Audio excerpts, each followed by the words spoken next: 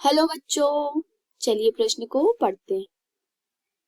Lead तथा tin की अभिलाक्षणिक ऑक्सीकरण संख्या होती है। विकल्प पहला +4+2, विकल्प दूसरा +2+4, विकल्प तीसरा +4+4 और विकल्प चौथा +2+2। तो आइए सबसे पहले हम इस प्रश्न की मुख्य अवधारणा को समझते हैं कि आखिर हमारा प्रश्न क्या कह रहा है।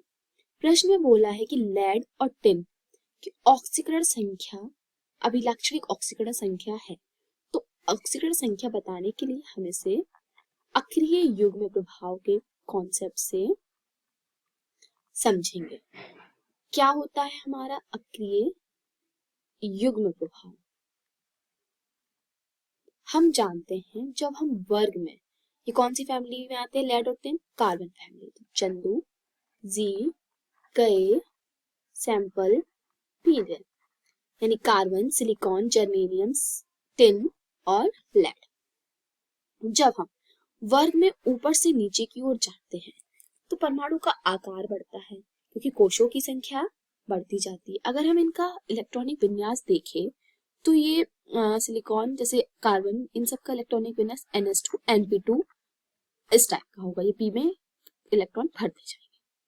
तो अक्रिय युग्म प्रभाव के कारण जो s के इलेक्ट्रॉन होते हैं, इनका नाभिक के प्रति आकर्षण बढ़ जाता है, यानी कि नाभिक के प्रति ज्यादा अट्रैक्ट हो जाए, जिसकी वजह से ये बंध बनाने में कम भाग ले पाते हैं, कम भाग लेते हैं। तो हमारे p इलेक्ट्रॉन बंध बनाने में भाग लेते हैं। तो इस प्रभाव को हम कहते हैं अक्रिय युग्म प्रभाव, क्योंकि नाभिक के प्रति s के इलेक्ट्रॉनों का आकर्षण बल बढ़ जाता है, जिस कारण से बंध बनाने में कम भाग लेंगे। तो हमारे p के इलेक्ट्रॉन ही बंध बनाने में भाग लेते हैं। तो ये हमारी ऑक्सीकरण संख्या +4 और +2 प्रदर्शित करेगी। कैसे?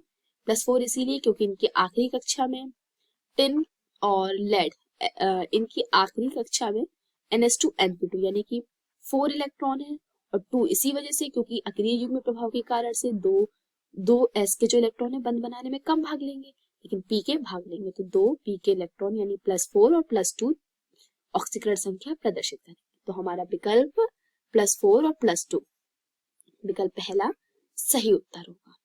तो आशा करती हूँ आप सभी को मेरा समझाया हुआ प्रश्न समझ आया होगा। धन्यवाद।